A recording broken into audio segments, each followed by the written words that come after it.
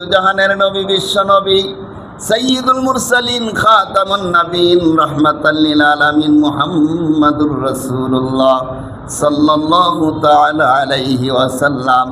শুধু তাই নয়, পৃথিবীর মধ্যে যখন রাসূল আকরাম সাল্লাল্লাহু আলাইহি ওয়াসাল্লাম পদার্পণ করবেন, এর পূর্ব মুহূর্তে আরো অনেক অলৌকিক ঘটনা ঘটেছে, যেগুলি পৃথিবীর কোনো মানুষের ক্ষেত্রে ঘটে নাই। হযরত রাসূল আকরাম সাল্লাল্লাহু আলাইহি ওয়াসাল্লামের একটা বৈশিষ্ট্য আর একটা মর্যাদার দিক হলো, তামাম পৃথিবীর মানুষগুলি যখন জন্মগ্রহণ করে তাদেরকে ডেটল দিয়া, তাদেরকে বিভিন্ন জিনিস দিয়া তাদেরকে পরিষ্কার করতে হয়।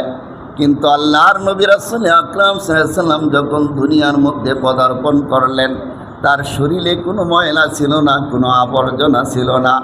মনে হচ্ছে যেন আল্লাহ পাক তার মাতৃগর্ভ থেকে আল্লাহ রাসূলকে ক্লিন করে পরিষ্কার করে একেবারে পরিষ্কার করে আল্লাহ পাক আল্লাহর নবীকে দুনিয়ার মধ্যে প্রেরণ করেছে।